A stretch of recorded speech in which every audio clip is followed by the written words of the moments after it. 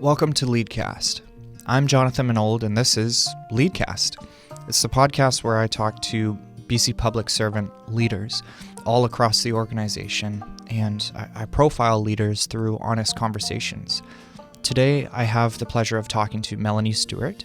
Melanie is an assistant deputy minister in the Ministry of Finance. She's a highly educated, very intelligent person, and it was a real pleasure to talk to her. She's also, I don't know why this surprised me, and it might get me in trouble, but I was pleasantly surprised at how funny she is. I only had spoken to her on the phone and emailed before this conversation, but she has such a quick wit, appreciates a dark joke, and I really loved that side of her. But I think one of my favorite parts of our conversation was it was actually when there was a bit of tension in the conversation. And what happened was I was doing some talking about her being confident and comfortable, and I made some assumptions based on how I perceived her to be or to feel, and she corrected me, and I really appreciated her correcting me on that. And I felt a bit awkward during the time when she was correcting me, but I'm really glad that we were able to push past that, and I think we were able to connect and have a good conversation. So I hope you enjoy the funny moments and the moment where I felt really awkward because Melanie rightly called me out for some assumptions I made. And let's go to the conversation now.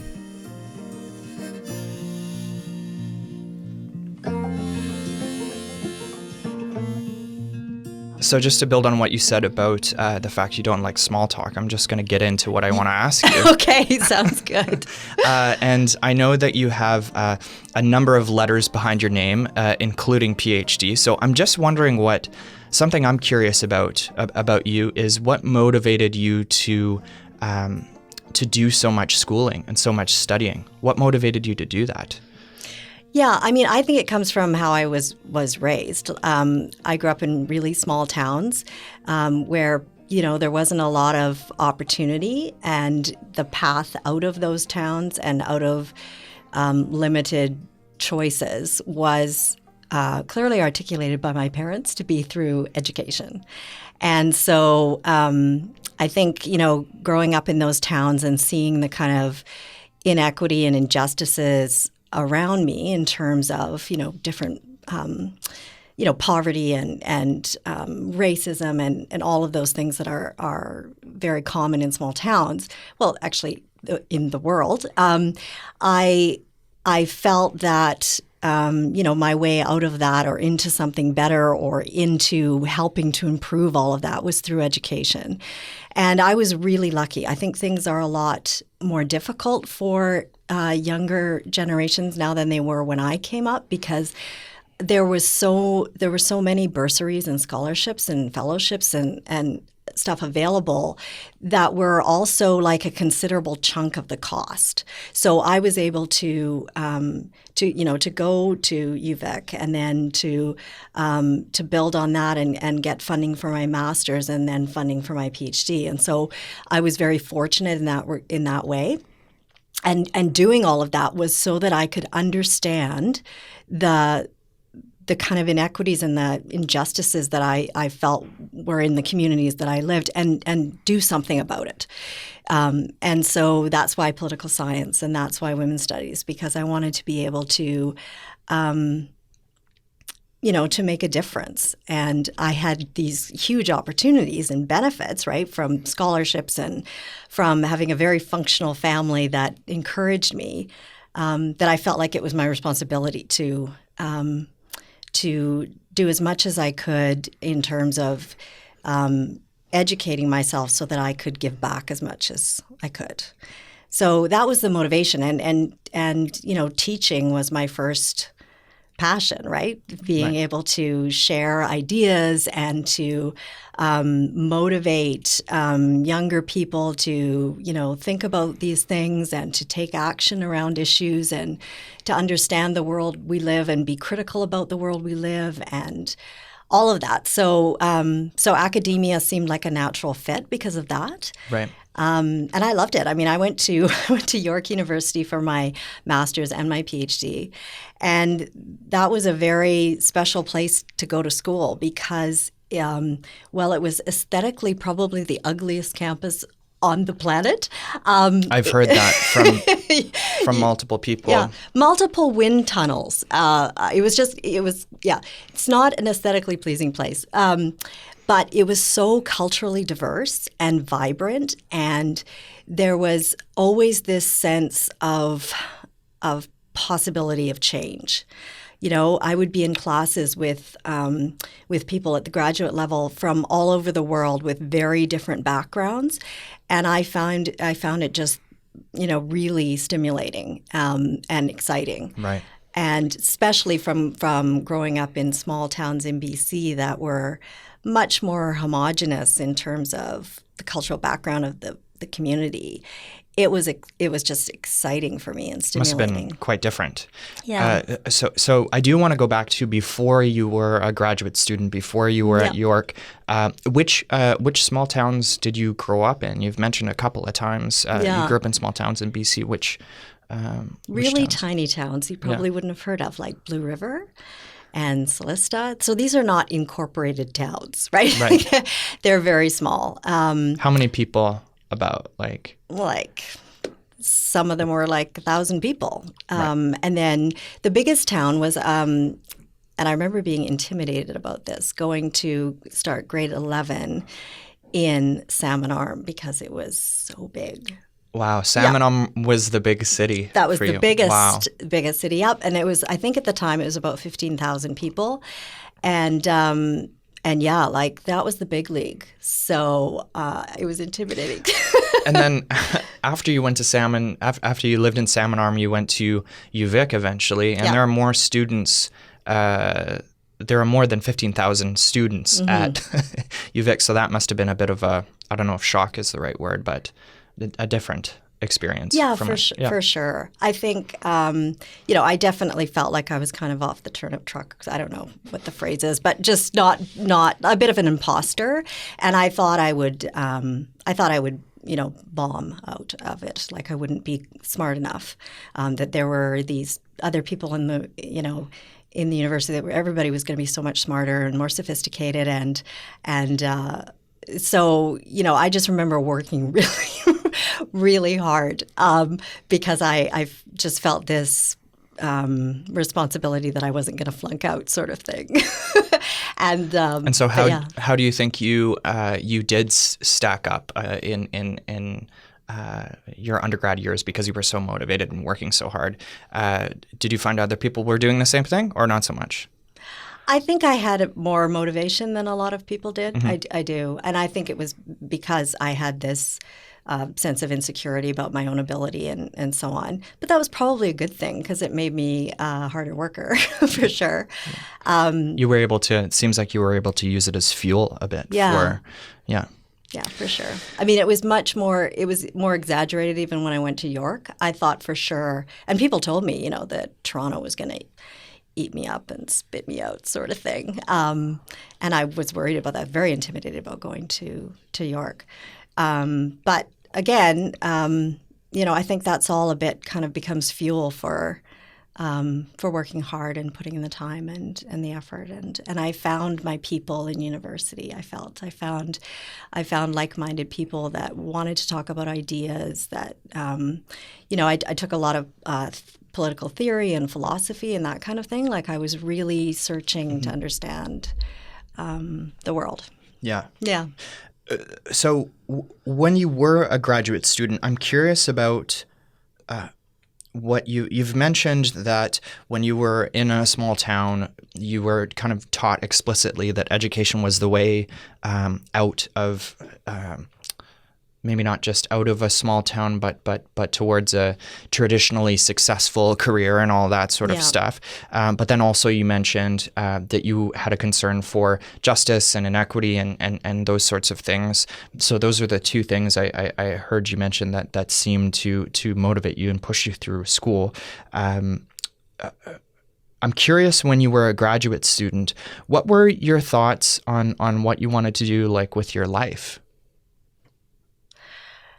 Well, I think definitely what I wanted to do was something that was meaningful to give back.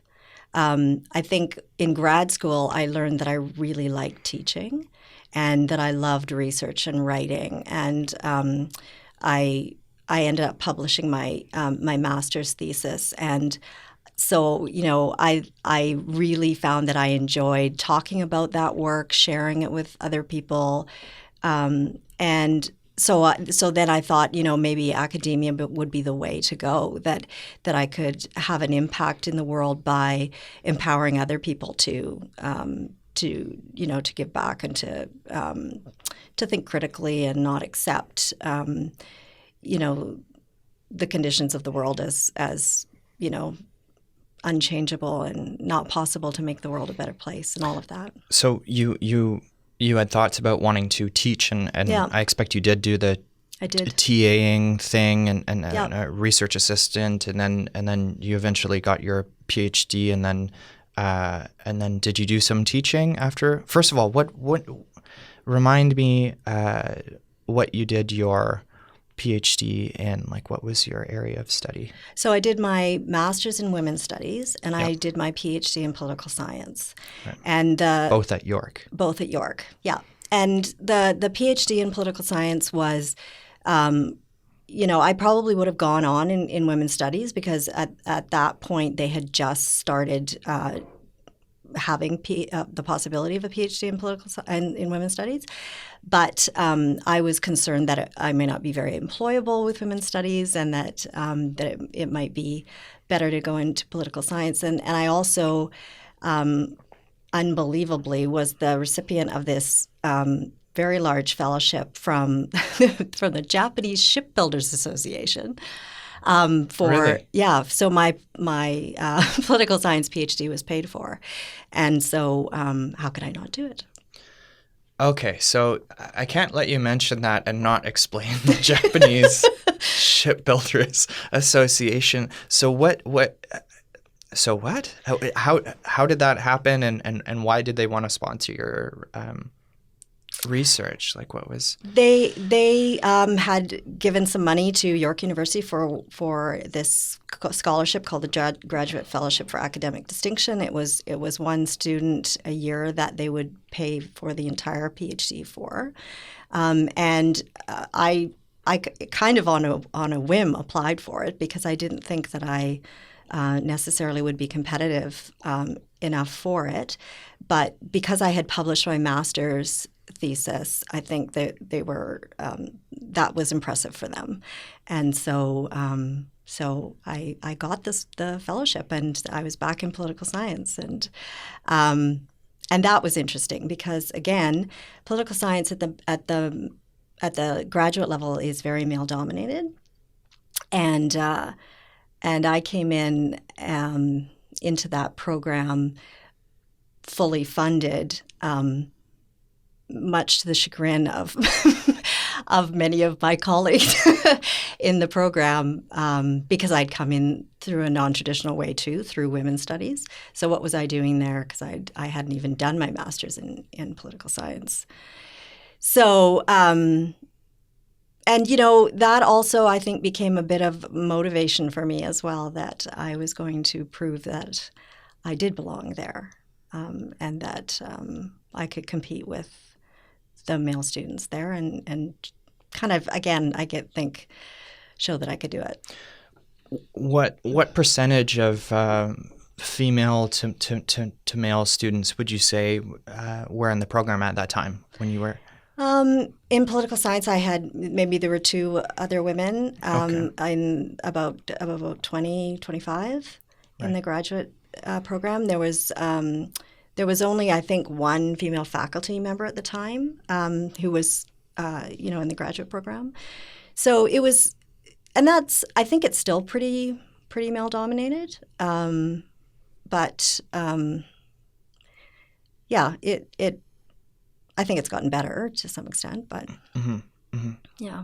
I was talking to another guest, another podcast guest, about her experiences in meetings, and she works in government but interacts with a lot of leaders in tech, in high tech in Victoria and Vancouver. And she was describing to me she was describing to me her feelings of being in a lot of these boardrooms and being not only the only woman, but also the only like young person as well. So she kind of had that.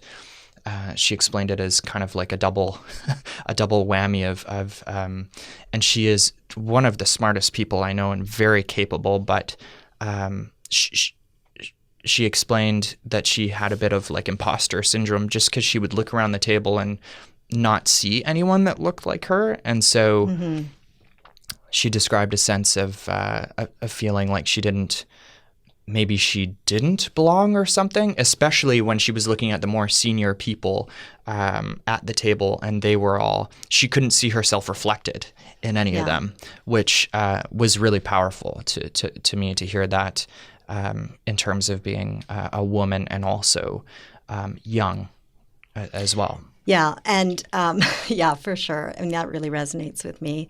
I remember, teaching at York. And, I would teach first and second years a lot, and I would sit, waiting for the class to file in and just sit in one of the desks in the lecture hall, and people would come in, and very often someone would say something to me like, "Hey, do you know what this professor's like, or if they're any good," and that kind of thing, and I'd be like, I'd stand up and I'd be the professor, and I think that was shocking. For people, and you do feel like it's kind of fun to disrupt people's assumptions about what you should look like or be in these kinds of roles. But it's intimidating to always know that you have to earn that credibility. I still feel that in every meeting that I have to earn the credibility, prove that that I should be there, in a way that I don't know is the same for male colleagues, and youth is part of it. Looking young is part of it, but I don't think that young men have the same credibility challenge, and that's also been, I think, one thing that's been very helpful in terms of having the PhD, like having the letters after your name. Unfortunately, I think it's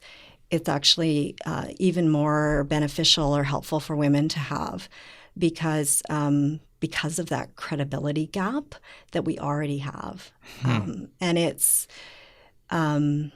it's been apparent throughout my career, particularly in the public service, more so than academia, that's highly gendered. As you were talking, I was thinking back to some experiences I had I started as a social worker at the Ministry of Children and Family Development in the Vancouver area. And one thing, and I was very, very young when I started, probably too young looking back, having that job. I was like not ready for everything that I encountered in that job. But anyways, my point is, or what I'm remembering is, and it took me, I think it was a female colleague that pointed it out to me, which I'm very grateful for, because I was not, I wasn't as self-aware as I could have been or should have been. But families and clients responded very differently to male social workers and female social workers. And when I started, I was the only male in the office.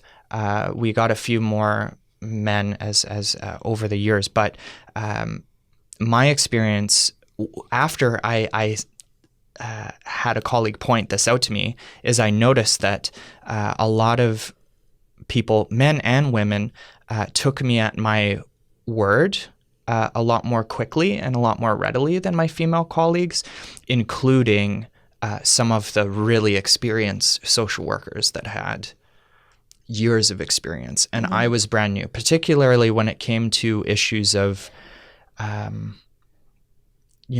encouraging people to go to treatment, or I'm not saying telling clients to do things, but kind of setting some boundaries about behavior and stuff like that. My experience was that I started to notice people accepted authority from males a little more readily than from females, and I think that probably speaks to how we're conditioned in this society to where to expect authority from, and I don't know if any of that resonates, but that's something that I started noticing a lot more when I had it pointed out to me. And it was the same with police officers too, with female and male police officers. Some of the female police officers I knew had a much harder time, especially dealing with men. Anyway, that's just what came up. Yeah, I mean, absolutely. So this is, I think, very common in any kind of leadership role that we have very clear ideas about what a leader looks like and should be and how they should behave.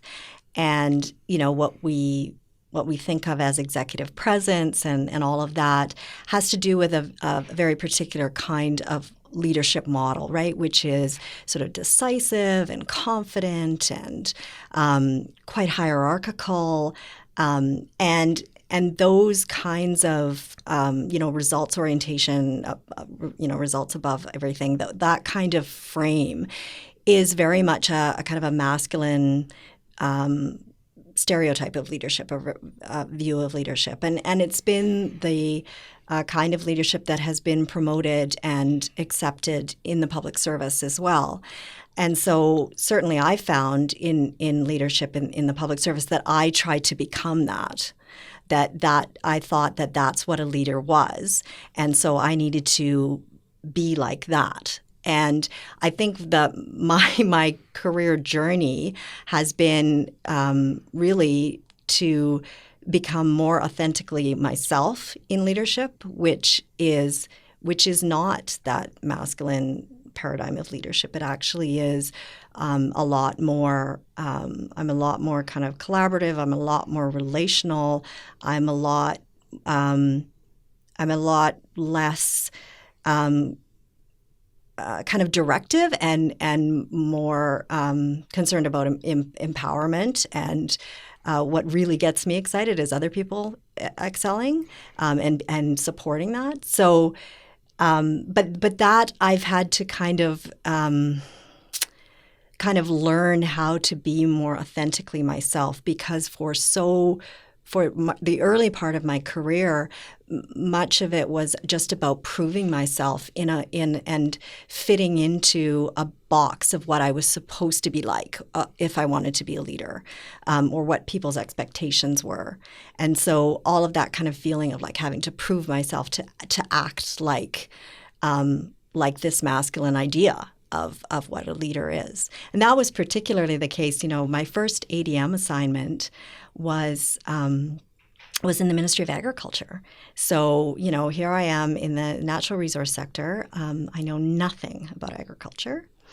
And I'm, it's very male dominated in the NRS. We still don't have a female deputy minister in the natural resource sector. And so,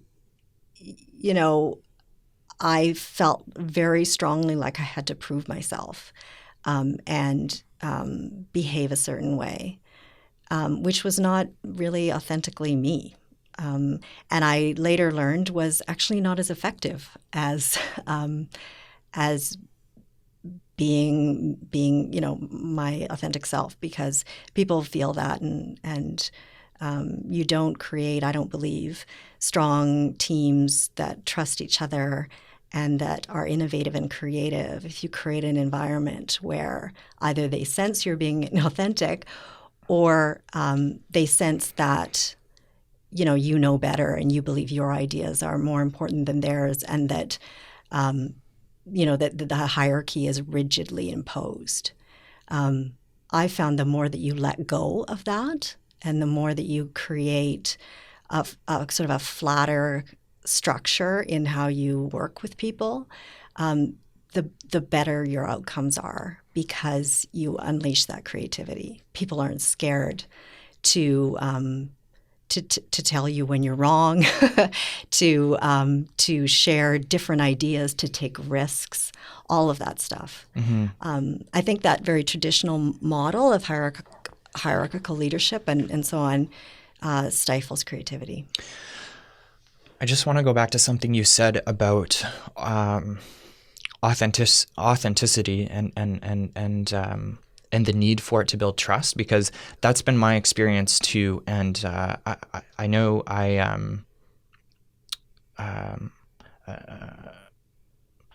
my experience has been as someone who is who has been younger in a lot of the roles I've been in, and I do have a lot that's been a lot of privilege in a lot of ways. I know that, and I appreciate that, and I do my best to reflect on that. But I did notice when I was in just about every role, I was one of, if not the youngest person in the role, and I had a complex about that because I was aware of that, and so I had that thing of trying to overcompensate, and I didn't want the reason. I didn't want anyone to ascribe my age to the fact, or ascribe the fact that I couldn't do a piece of work to my age at all. I didn't want that to be a factor in people's assessment of me.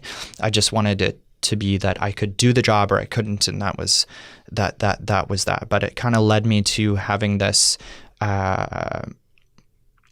Kind of what you talked about having a veneer, sort of a professional veneer, looking at people that were successful and trying to emulate them, at not being myself totally. And people do sense it. They don't know, and that was my experience too, was especially when I did stakeholder engagement and started working with having my own team and stuff like that. People may not be able to tell exactly what you're hiding or not sharing, and it could be something positive, like your personality, your sense of humor. That certainly was the case for me. I tried to hide my sense of humor in my personal life. That was like the thing I most appreciated about my friends and my family, was just joking and laughing around. But I never shared that side of myself initially at work. But people can sense that you're holding something back, and it does create a sense of distrust, I think, because they don't know. People are not always able to tell what you're not sharing, but they can tell that something is not quite. And I think it's not quite subconscious, but yeah. So. Yeah, and I think it creates a barrier, right? Yeah.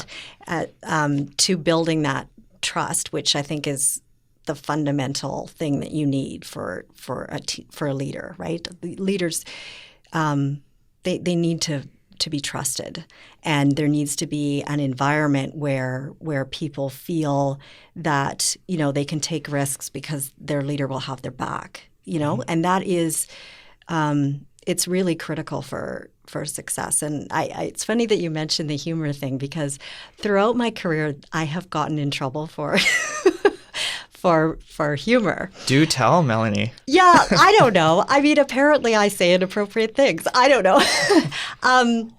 I have. I love to laugh, and I do joke around quite a lot, and it is true that not all of my jokes land. And like any good comedian, right? Right? Sometimes you kill, sometimes you bomb. Sometimes you bomb, right? And sometimes it's the audience, frankly. Anyway, yeah. Never mind. They just don't get it. That's right. No, but it is so I've been sort of in performance reviews. I've been told, just be careful of your humor, Really? Yeah, and I have taken that on, and I have thought because I'm endlessly self-critical. So of course I'm gonna worry that to death. But I actually do also have this kind of part of me that is a bit, you know what? You're not going to make me beige. I'm just never going to be beige. I am going to always make jokes. I am going to try to, and it's partly a stress coping mechanism, right? But it is also a team building strategy, right? Big time. Using humor. And sure, I will sometimes get it wrong, and I will sometimes people won't find me funny, and but I have recognized that I think the positives of it outweigh the negative, and if I have to shave down my corners so much to fit in here, I'm not sure that this is where I belong then, So I think I'll, it's good to be mindful, right? And I'm not talking about, I'm making, racist jokes or something. I'm not talking about that. It's just not everybody seems to appreciate a pun as much as I do, I guess, or people might find sometimes I'm too sarcastic. Which again is... I struggle with that one too. Yeah, and it's I'm sorry, but it's hard. We work for the BC Public Service. For any kind of bureaucracy, how can you not have a little bit of sarcasm? I mean, there's reasons that they have TV shows set in bureaucracies that are very funny, because it is pretty funny. The kinds of machinations that we put ourselves through in our administration, right? So I think it's actually makes sense to have a sense of humor about that.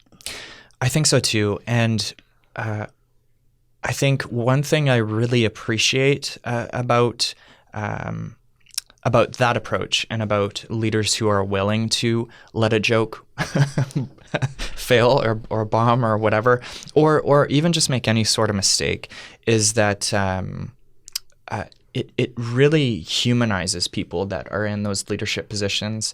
And I can tell that you're very comfortable with yourself and who you are, and I find you very easy to talk to. But some people are intimidated just by titles like executive director, ADM, DM, minister. Not some. I would say a lot of people are like, oh, I have a meeting with my ADM or DM, and that in itself is a big deal. And so I think it is really refreshing to see people that are in those positions make a mistake and own up to it. And especially for people that are aspiring to leadership that may be ultra self-critical as well, such as yourself at a younger age, maybe seeing leaders that are able to maybe not take themselves so seriously all the time, or own up to a serious professional mistake they made or something like that. I see that as a very a very authentic way of leading and taking those risks in the first place, and then owning it when it doesn't work. Yeah, I think you have to be open to do that.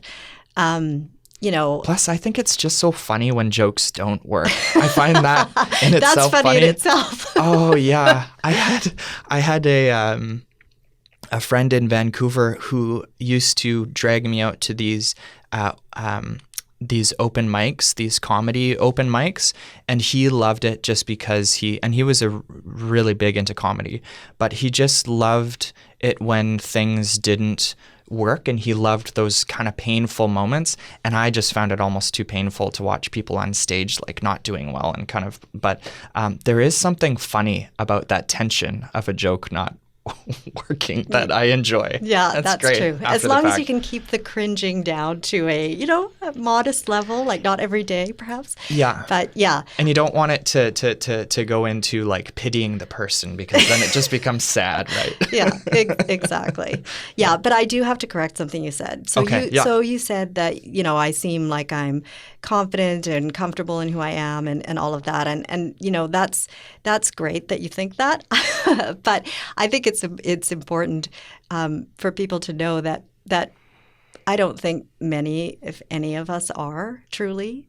And, I think as you get older, you are better able to kind of keep those insecurities in check so that you can sort of cope.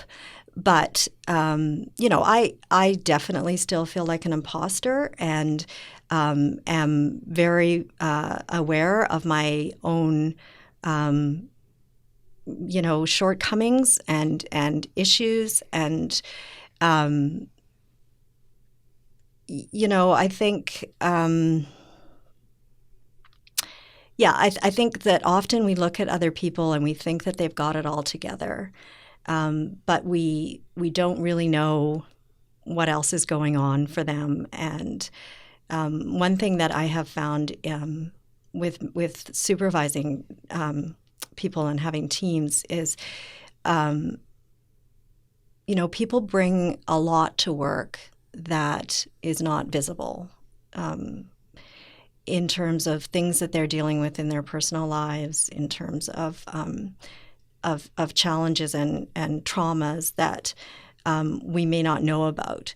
And I think it's always just important to be aware of that when you see somebody presenting in a certain way, you're just seeing a real fraction of who they are, and they're showing you, what they are comfortable with you seeing, but that there's a lot more there. And I just think it's part of, being empathetic and understanding that. And I think that comes with age and experience of seeing the complexity of people's lives, and that we don't know the full story. And so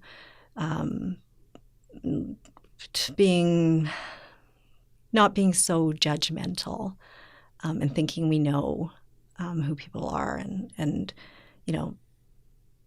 they must have a great life. Look at them; they're in this position, and they've got this perfect looking family or whatever. But we don't really know what's going on behind closed doors, Mm-hmm. and what other challenges they may have. So just being aware of that, I think, is important in terms of how we treat each other kindly. Well, I very much appreciate you correcting me, going back and correcting me, and sharing. Thanks for that. While we're talking about career stuff and moving into you've moved into a bunch of different positions in your career, and we talked about the scholarship you got for your PhD. So obviously there's you've had some good success in a lot of areas, but I'm not naive enough to think that a person that has been had a career like yours, that it's all been that things have come easy, or that it's always been that you've achieved everything you set out to, and we all experience disappointments in our careers. So I guess what I'm curious about, what I want to ask is, how do you deal with professional heartbreak, like when there is a job that you really want, or a Mm-hmm. project or something doesn't work out in the way you want it to? How do you deal with that?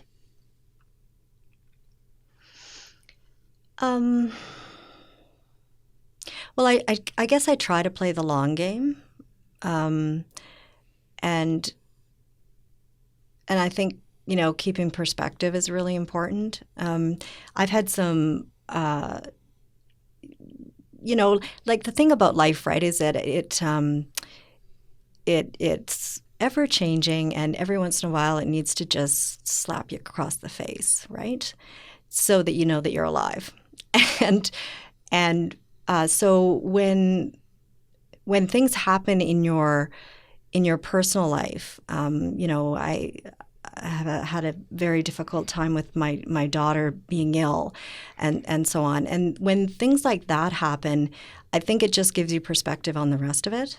And so I think I try to do what my mom always told me to do, which is to count my blessings, and recognize that this too shall pass. That there's always other opportunities and other possibilities. And as long as, frankly, one of my children isn't dying, I can handle it.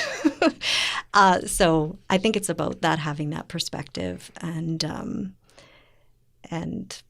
faith that things change, And so you got to play the long game. You don't know, don't dwell on one roadblock is I guess what I'm saying, because there's always changes that happen, and in government in particular, widespread change sort of happens periodically, and so there'll be that next wave, and you never know what opportunities will open up when that happens.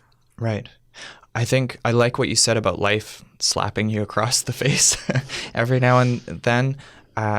One thing that comes to mind for me is that, because it's very easy to get, especially when those things you take for granted are going decently well, when your relationship is okay, when your family has health, you don't know what you have until it's gone, right? Like you can very easily forget, unless you're consciously mindful about counting your blessings, like you say. Yeah.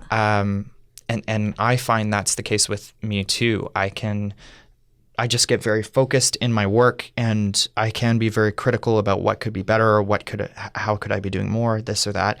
But then there are those moments that kind of snap you out of that and make you shake your head a little bit. I remember there was my brother lives in Montreal. He's a musician, and I have a friend that's going to McGill. And because he's my baby brother, and she's a good friend of mine, she will have him over for dinner every now and again because he's a starving artist sort of thing. And I remember, and he never turns down a free meal. And I remember for Thanksgiving, she had a little gathering at her house, and she called me immediately afterwards and said, your brother never turns down a free meal. He's always here. Like, he told me he was coming and he didn't show up, and I just have a bad feeling. And so I started calling him. I couldn't reach him. And then the next day I did reach him, and he was actually in hospital because of an issue he had with his lungs. And I remember I was really busy with work at the time, and had just started in a new position. And it does really snap you out of things and make you realize what is important. Like, sometimes at work I struggle with prioritizing, but when something like that happens, it's so beautiful how it prioritizes things in your life instantly. Mm-hmm. Like, what is important, what you need to do today, and the family and health is right at the top of that list. Yeah, totally. I think. No, absolutely agree. And, it makes me think of a couple things. One is somebody I worked with at agriculture, we were having all kinds of challenges, and they said,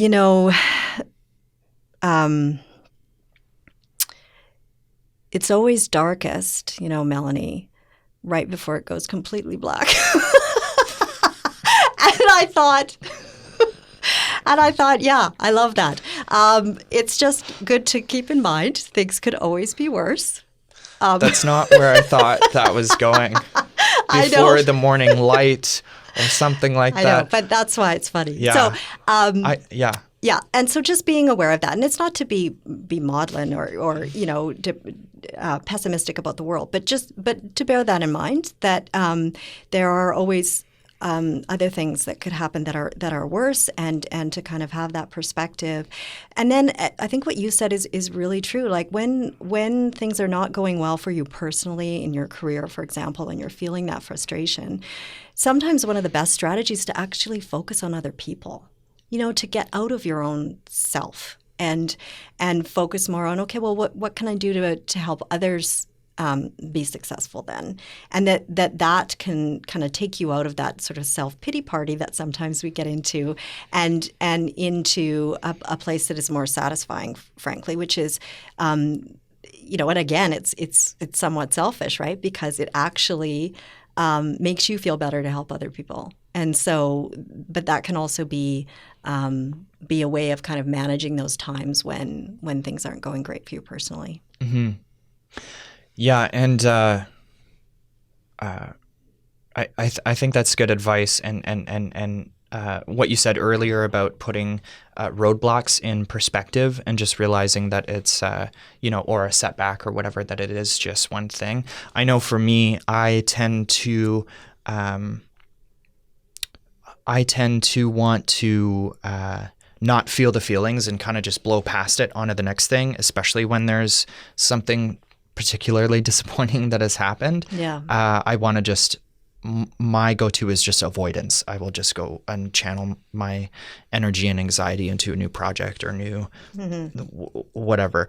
And so I've been practicing trying to be a bit more authentic with myself and feeling disappointment, not for a long time or whatever, but I will tell myself that, okay, you can have a day of really feeling upset about that because you actually were excited about that. And so to pretend that you weren't, and that that's not really being authentic with yourself either. So I think it's hard to find a balance sometimes, depending on how you're constituted. Yeah. Yeah. But I think, for me, a lot of the professional disappointment has been less about kind of getting a particular position or something, but more about, a project not going the way I had hoped, or getting, the decision that we wanted, or, the approval for something or something like that.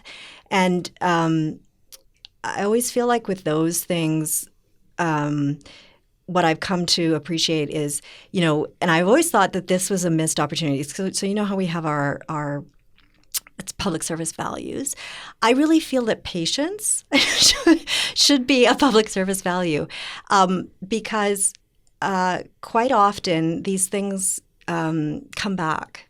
And you have another opportunity, another kick at the can on whatever it was, whether it be a project or a new initiative that now the funding is available, and so you can dust off that Treasury Board submission and try again, and those kinds of things. So I think having that patience and that faith in the process and I think is helpful. And again, that's like kind of playing the long game, right? And not getting too wrapped up in what's happening right then, and knowing that things change and shift, and you may have another chance at it or whatever. So.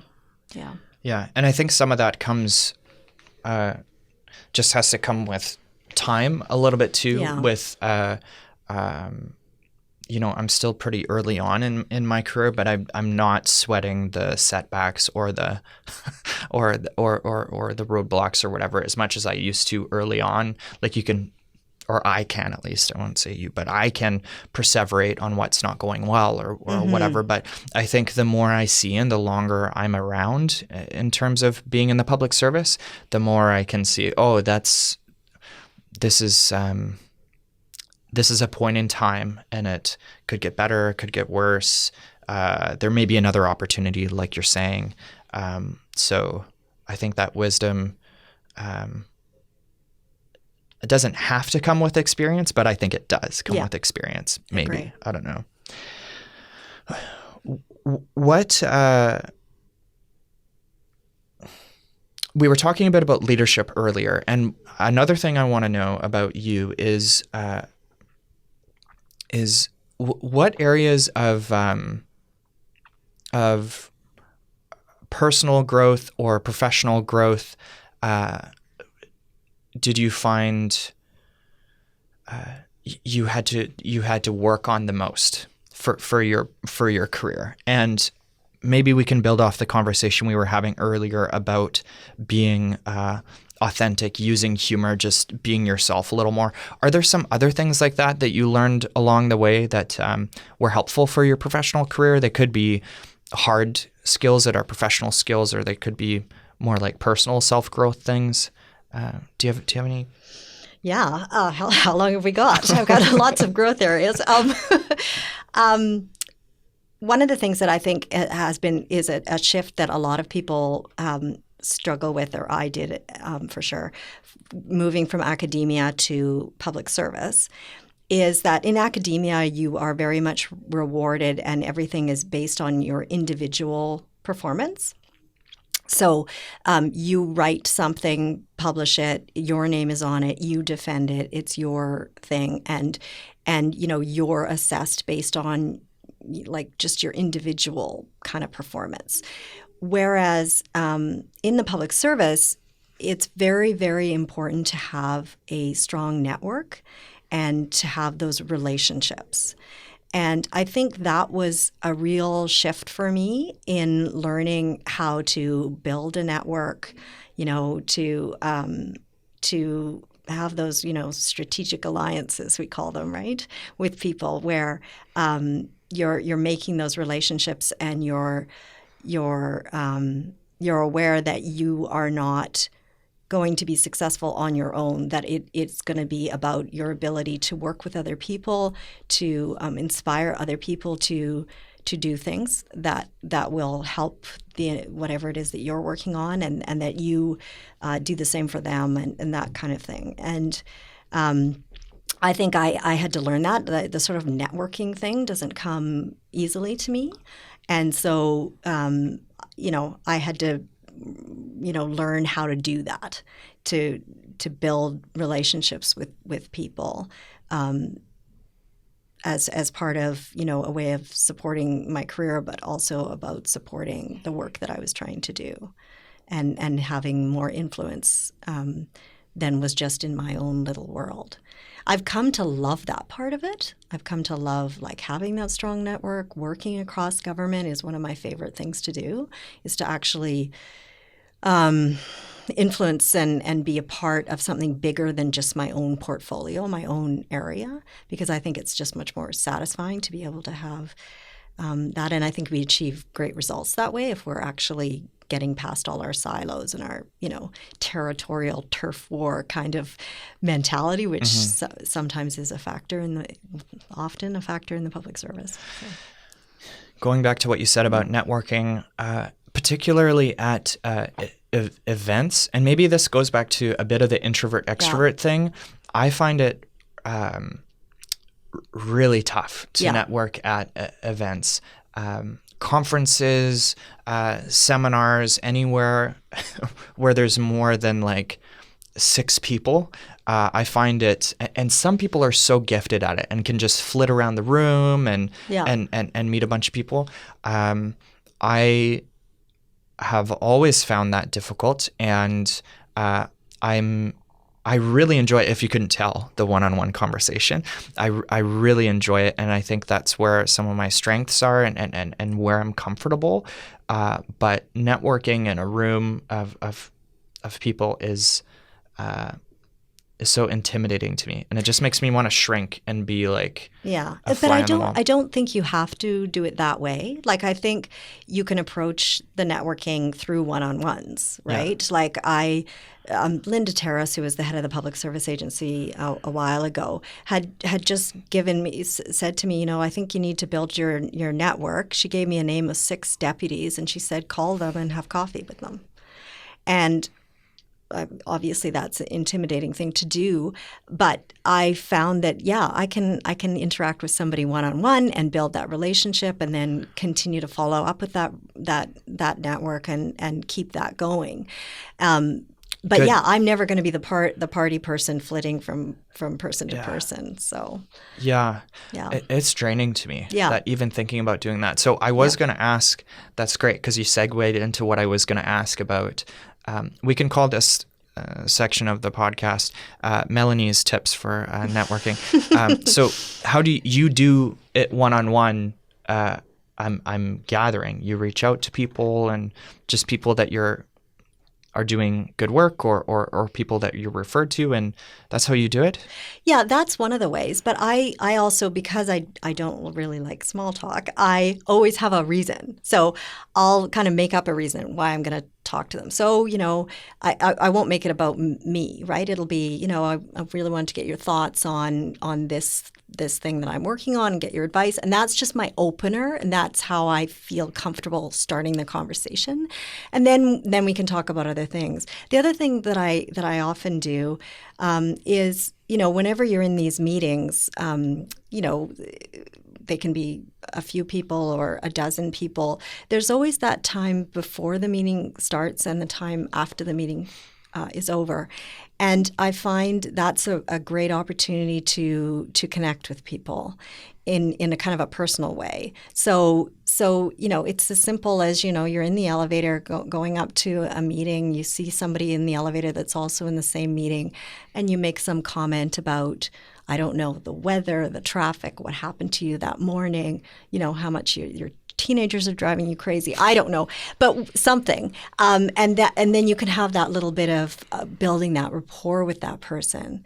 And then, once you've done that, once you've had that little joke or shared that little something with somebody, then the kind of wall is broken down a bit, and then you can just build on that. And so that's why, the humor thing, I think,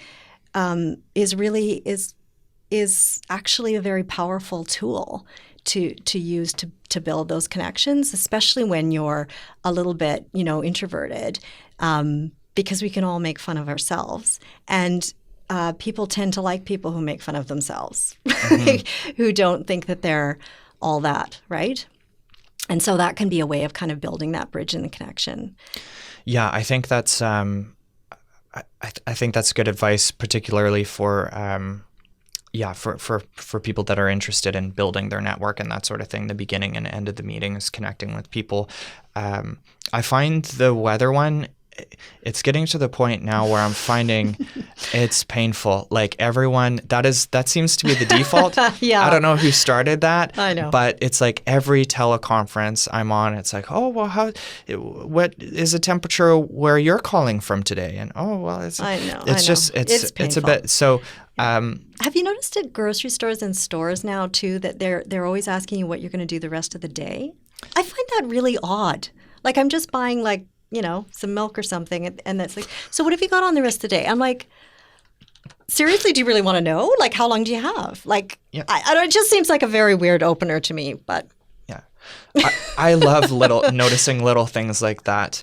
And one of the best ones I heard the other day was I went to the doctor and I went to reception, and I don't know if you've had this happen, but the admin person there asked me, so what is the reason for your visit today, or is it personal?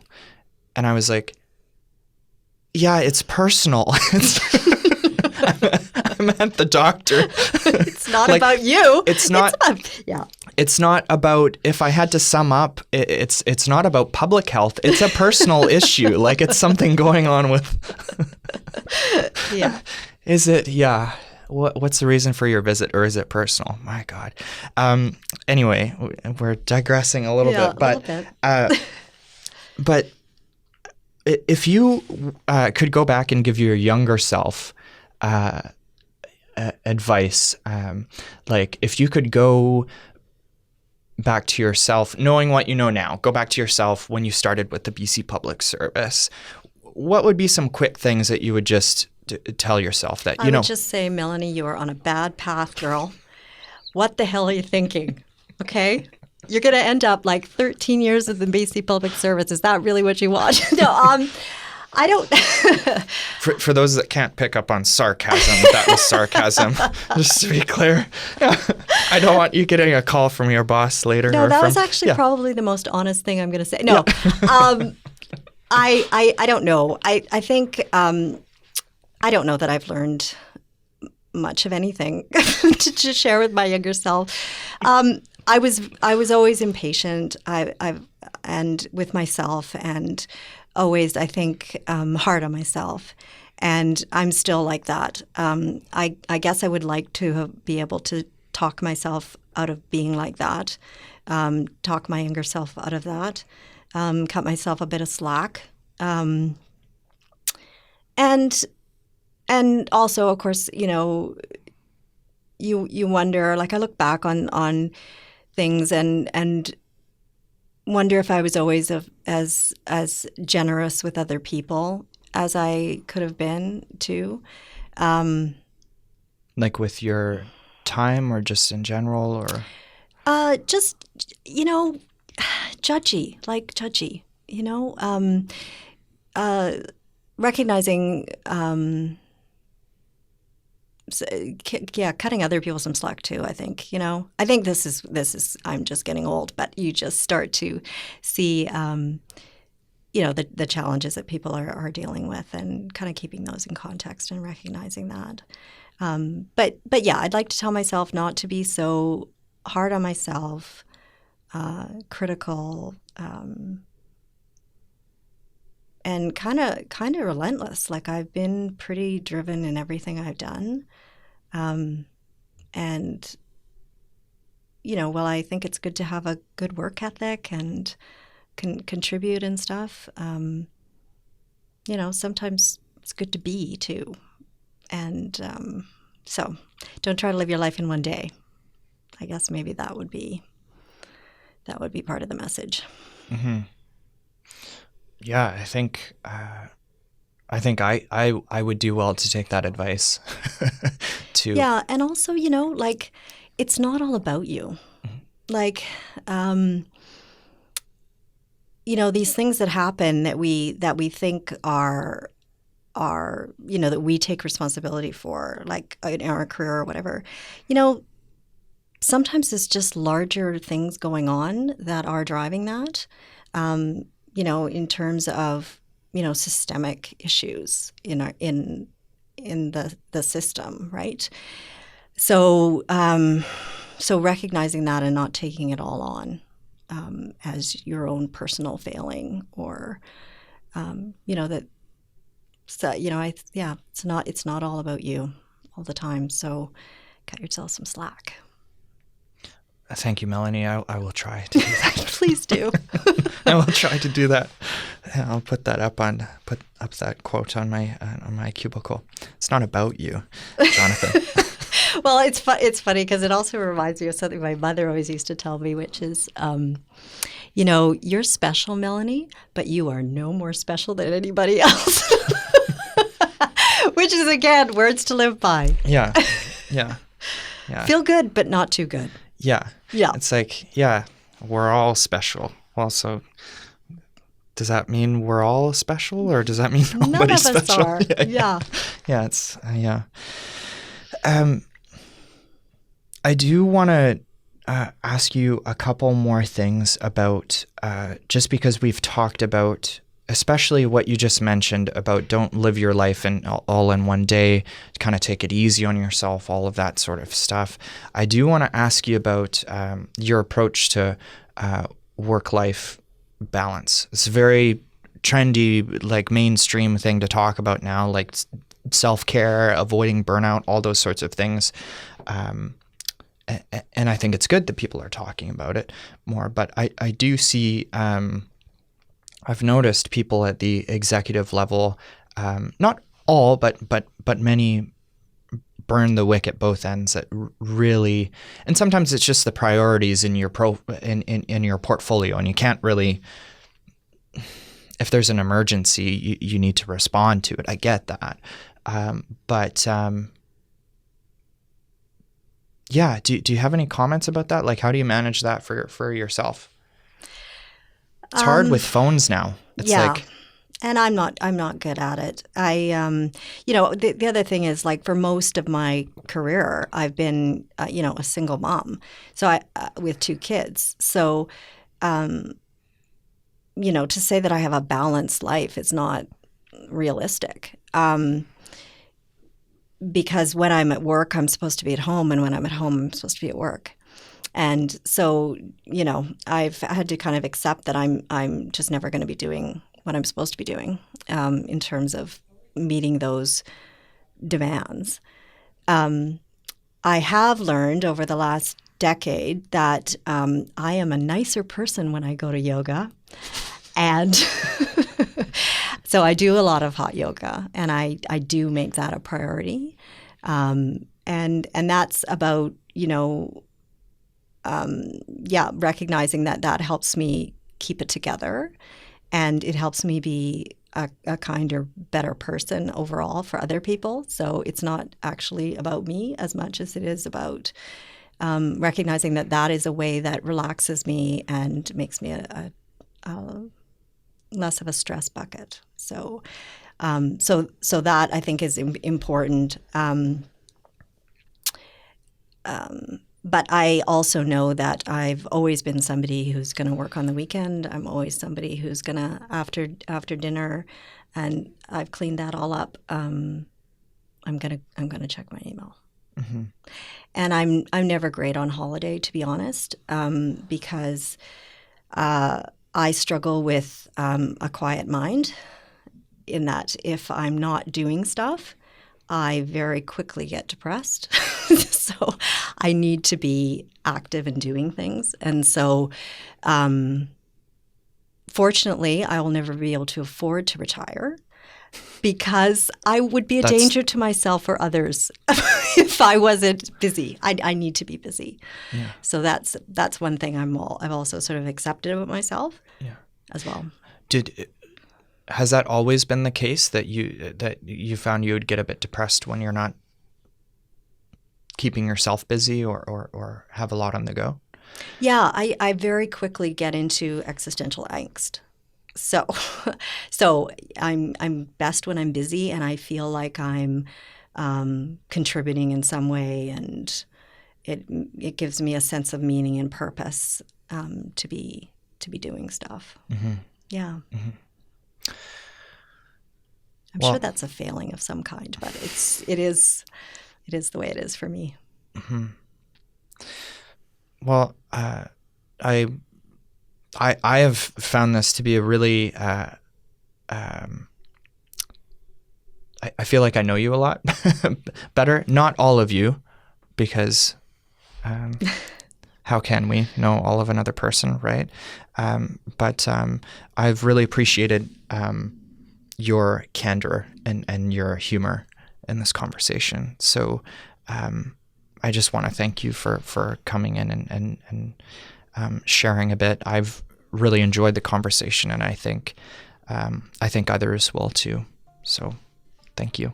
Thank you. You're so easy to talk to. I'm sure I've said way too much, but thank you for making it easy to talk. And yeah, I hope some of this is somewhat useful for somebody out there in terms of their own path and their own experience with leadership in the public service. It's, for all my sort of joking about it and so on, it is a very meaningful career. And, I do feel good about the things that we've been able to do and that the public service is able to do. I encourage people who have leadership aspirations to not give up, play the long game on it, and I think you can make a really good career for yourself. If we can avoid being, as you said, a stress bucket. A stress bucket, yes. I've never heard that before. That's hilarious and so accurate. That's great. I get so irritable when I'm stressed. I get short with people. Mm-hmm. That's what I found. But anyway, thanks so much. I hope you can get to your next meeting in time, and I hope you'll be open to coming back again. Oh, absolutely. Thank you. Thanks so much, Great to talk to you. Bye. Okay. Thank you for listening to Leadcast. that was my conversation with Melanie Stewart. Really grateful for how candid she was, and just how funny she was. I so appreciate that in a person. If you want to follow along for more content, you can join the At Work site, and stay tuned.